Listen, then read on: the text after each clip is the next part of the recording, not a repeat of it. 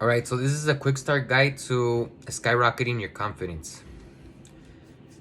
The reason being is because I've seen a lot of people, at least in my environment, struggle with even introducing themselves to somebody that they might want to ask out, or maybe even sometimes that they just want to be friends with. And I feel like if I would have known this before, if I would have known this when I was younger and I didn't have to go through the trial and error of going through cringy moments and stuff, I feel like my social life would have been in a lot better shape than it is today. But fortunately, I did go through those moments and I learned from them and I started doing a little bit of research. So I'm here to share it with you guys. First and foremost, I want to go over the first impression. The first impression usually consists of your body language, your attire, and your tonality. Now, it doesn't only consist of that, but it does play a huge part. As soon as you walk into the door, the way you walk in and the way you carry yourself is gonna say way, way more than your words ever could.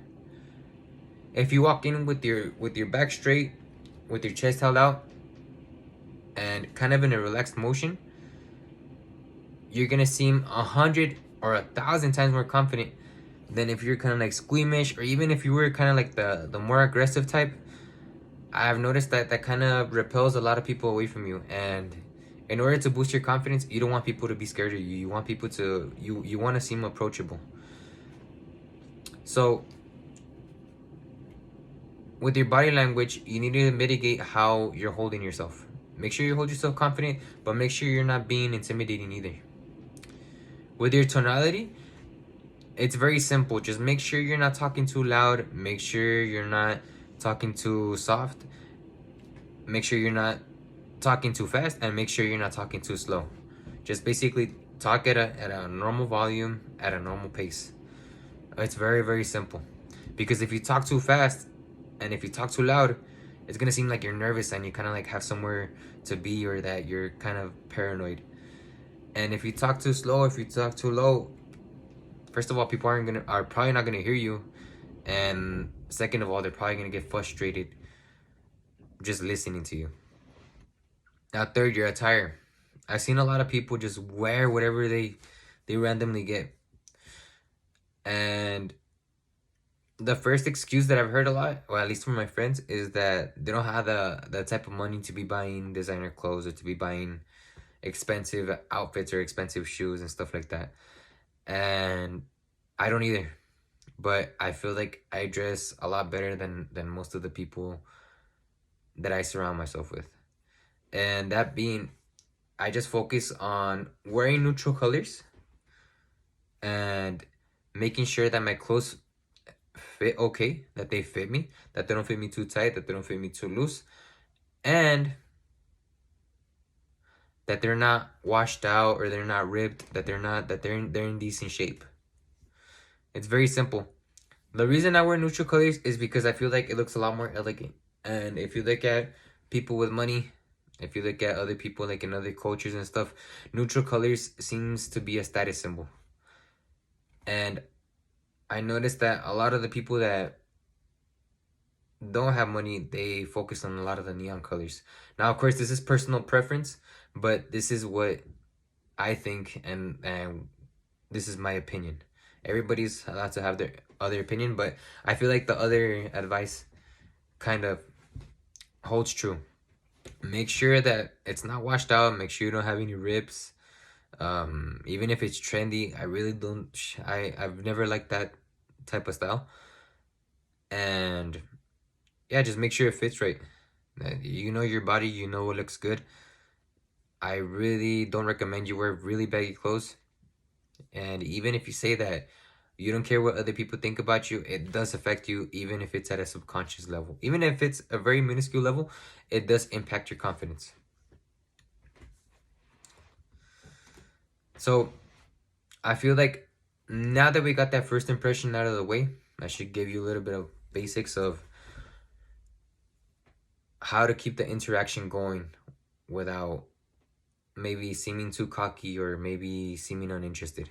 Now, what I've noticed and what's bothered me a lot from other interactions that I've had with is when I feel people are too disinterested, or maybe they're not into what I'm willing to say, even though they're the ones that approach me first. So you need to make sure that in order to fix this, you hold a decent amount of eye contact, but not too much eye contact. Now, there's a very thin line. Now, there's a type of eye contact where it's basically non-existing, where they're talking to you, but at the same time, they're looking at their surroundings and um, they're not even glancing at you. They're basically unaware that you're even there, and you feel like they would be they would be having the same conversation even if you weren't there. Now, there's also the other type of conversation where they're holding too much eye contact, where it's just basically uncomfortable, and it gets to the point where it makes the other person just kind of like want to look away and kind of want to cut the conversation off. Now, a rule of thumb that I found that is kind of decent for this, but don't overdo it, is the 3-second rule. Hold the conversation for 3 seconds and then look away for 1 second and then bring it right back for another 3 seconds. Hold the conversation and then look away for 1 second, bring it back for another 3 seconds, and just kind of like interchange it. Now, don't keep it so monotonous because you can look robotic over a certain amount of time. But you basically get what I'm trying to say. Now, this is gonna be very, very crucial, and it's gonna make or break the type of relationships that you have. Because unfortunately, as human beings, we only care about ourselves. And even the most empathic or sympathetic person that you can find is more interested in talking about what they've been up to than whatever you want to put onto the table. Now, I'm saying this because I want you guys to have fulfilling relationships, and because I want your interactions to be more fruitful. So, if you want to get on anybody's good side, just ask them about them. Just make sure you keep deviating the conversation to something that they like, to something that they could add on to something that they could express about themselves.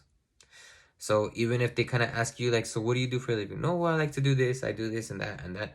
But what do you like to do for a living? And then, oh, really? And what do you like? What do you like about it? Or what don't you like about it? And you kind of just keep on playing off and you keep on asking questions about them.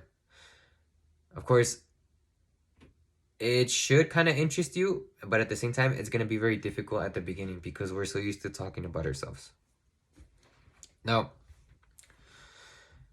I think this information alone should get you pretty far. But none of this is going to make any difference. This video isn't going to make any difference, though. Even if you took notes, it's not going to make any difference unless you go and you take action. What I did, and what my friend used to do with me, we used to go out and we used to, on a weekdays, like even if there was nowhere to go, we would simply go to Walmart or we would go to department stores just to start conversations with people so we could practice the fundamentals that I'm telling you right now. Of course, I'm going to give you guys, or this is just a suggestion, you should at least try to initiate 3 conversations a day with 3 random strangers that you've never met in your life. Like, absolutely never met in your life. And keep in mind that this can be absolutely anybody. It can be an elderly person. It could even be a little kid. If you can get the ball rolling with that, if that seems a little bit easier, start with that. Start with the little kid. Start with the cashier that's kind of like helping you out that day. Start with the waitress that maybe you go out to a restaurant, start some conversation with her. Now, of course, don't take it too far and don't make the people working for you uncomfortable. But this is simply just to get into the habit of initiating conversations on the fly. So when the time comes, or the time being that you're in a social event, it's not that difficult for you to spark up a conversation with somebody that either you might be interested in or simply just to network. So with all this information on the table, I really hope it helps some of you. And if it does, let me know. And that's all I got for today. Take care, guys.